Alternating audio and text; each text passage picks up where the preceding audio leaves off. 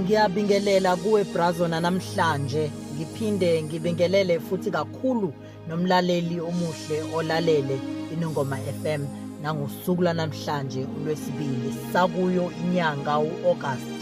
Simbonge nje kakhulu uNkulunkulu ukuthi usigcinile saze sabona usuku lanamhlanje. Brazo, ngifuna ukukhuluma ngesithombe engake ngasibona ngolunye usuku. Ngingena kwenye ngiwumuntu othanda ukunaka isikhathi esiningi mhlawumbe izinto abanye abantu abangajwayele ukuyinaka. Kunesithombe engake ngasibona mhlawumbe ngangisibona kwenye crash. Ngiyangena kule crash ngibuka isithombe, ikati lizibuka esibukweni. Isikhathi esiningi ikati isisilwane eseyeke kakhulu. Yinto nje ethi imifuywa isikhathi esiningi isuke ifuyelwa ukuthi idle amagundwane noma ixoshe amagundwane endlini. Kodwa ngiyathanda kulesa sithombe indlela ekwenzeka ngayo. Ikati uma lizibheka esibukweni aliziboni liyikati, kodwa lizibona liyibhubesi. Ibhubesi enye yegroup yamakati, zonke lezi zinto ama-leopards, amabhubesi, kanye nalokho kunye nje amakati, yonke lento kufola kwi-category eyodwa yokuthi ama-cats. Okay, ikati leli thina sijwayele ukulifuya ekhaya lizibona liyibhubesi, lizibona liyinkosi yezilwane, lizibona liyinto enkulu, aliziboni liyilento yona thina lesi esiyibona iyiyo. Ngifuna ukukhuluma ngani namhlanje? Ngifuna ukukhuluma ngendlela yokuzibuka. La emhlabeni into esishaya kakhulu sishawe indlela thina abantu esizibuka ngayo. Kuney'ndawo esingene kuzo ebeyidinga ukuthi siqale sizibuke kuqala ukuthi ngabe sifanelwe yini ukungena kulezi ndawo. Kunabantu esizwana nabo mhlawumbe kungafanele ngabe sizwana nabo.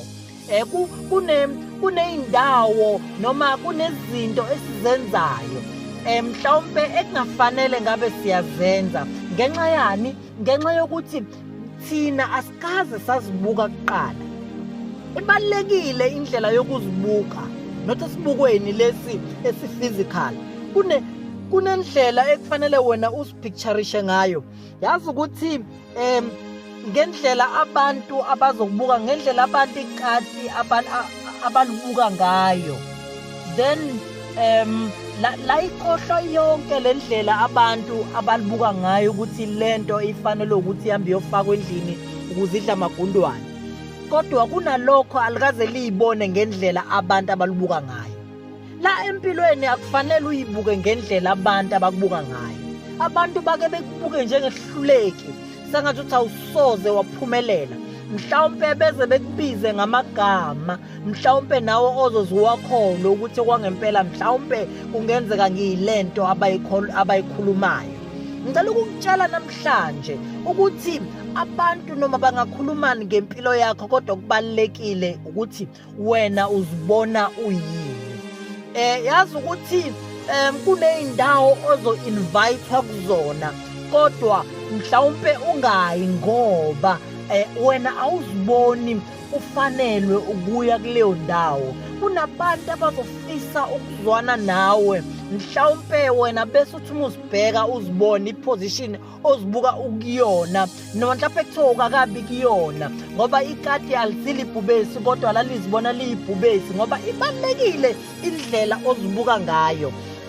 Uzibone ukuthi angifanele ukuba kule group yabantu. Kunezinto empilweni mhlawumbe obungakwazi ukudlula kuzo kube kuthiwa ukwazile ukuzibuka ukuthi wena kahlahla ufanele ukuthi ungene la. Kunabantu kumanje abasemajele, kunabantu kumanje abasemathuneni ingenxa yokuthi bahluleka ukuzibuka ukuthi bona bangaphezulu kwalento abantu abathi bayiyo. Mhlawumbe abanye bagcine sebekholwa yinto, bagcine sebekholwa into abantu abayikhuluma kubona. Shithi mhlawumbe ngempela ngiyisidomu ngoba nakho kuthiwa ngiyisidomu, kanti lutho.